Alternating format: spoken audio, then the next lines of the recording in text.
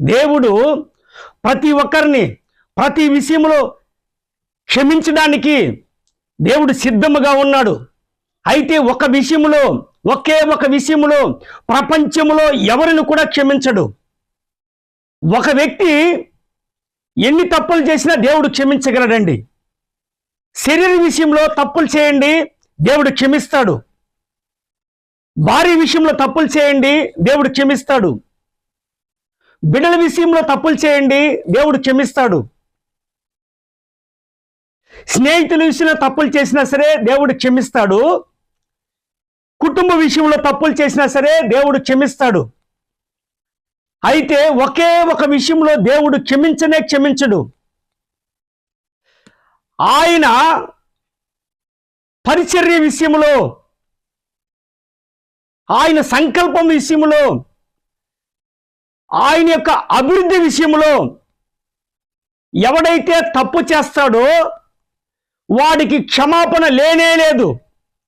సంఘ అభివృద్ధిలో కానీ, విశ్వాసుల యొక్క అభివృద్ధిలో కానీ ఎవడైనా వేలు పెట్టాడు అనుకోండి,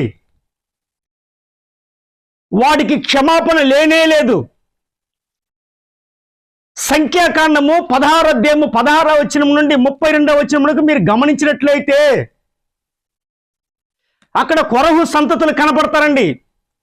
కొరహు కుమారులు కనపడతారు. ఆయన యొక్క అభివృద్ధికి వారు అడ్డుగా వచ్చారు.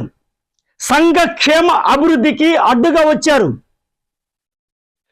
కొరహు సంతతిలో వారి యొక్క వేరు లేకుండా చేశాడు. కారణం ఏమిటో తెలుసా?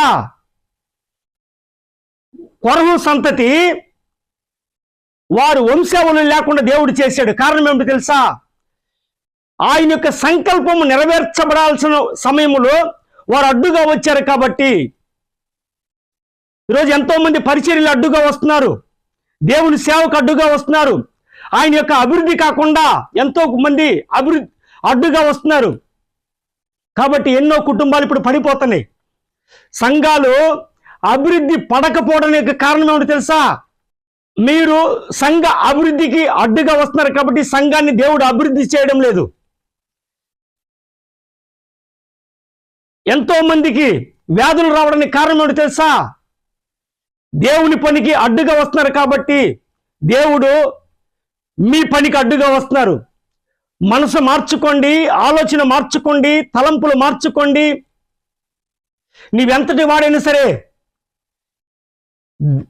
సంఘ అభివృద్ధిలో టచ్ చేసినట్లయితే నీ చరిత్ర లేకుండా చేస్తాడు దేవుడు. ఇక చరిత్రే ఉండదు. దేన్నన్నా టచ్ అయ్యి నువ్వు దేవుని పనిలో టచ్ చేసినట్లయితే, ఒక విశ్వాసి దేవునిలో రావడానికి, ఒక విశ్వాసి దేవుని మందిరానికి రావడానికి నీవు అడ్డుగా ఉన్నట్లయితే వేరు లేకుండా తీసేస్తాడు దేవుడు. కాబట్టి నీ ఆలోచన మార్చుకొని సంఘ అభివృద్ధిలో వేలు పెట్టొద్దు. ప్రతి విషయంలో తప్పులు చేయి.